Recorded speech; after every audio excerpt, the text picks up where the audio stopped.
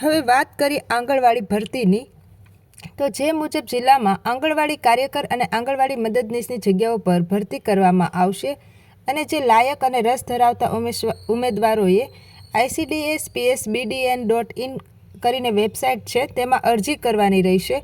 અરજી કરવાની છેલ્લી તારીખ 18 સપ્ટેમ્બર 2024 છે. ઉમેદવારોએ અહીં આપેલ પગલાઓ મુજબ ઝડપથી અરજી કરી શકે છે.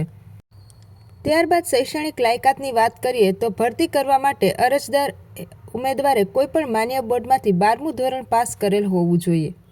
ત્યારબાદ વયમર્યાદાની વાત કરીએ તો અરજી કરનાર ઉમેદવારે અરજદારની ઉંમર ઓછામાં ઓછી 18 વર્ષથી 35 વર્ષની વચ્ચે હોવી જોઈએ.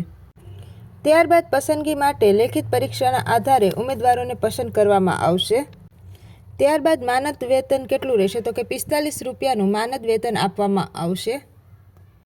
ત્યારબાદ કેવી રીતે અરજી કરવાની, તો નીચે મુજબ પગલાંમાં અરજી કરવાની રહેશે. પહેલાં તો પશ્ચિમ વર્ધમાન જિલ્લાના બાળ વિકાસ પ્રોજેક્ટ કાર્યાલયની અધિકૃત વેબસાઇટ ICDS-PSBDN.in ની મુલાકાત લો.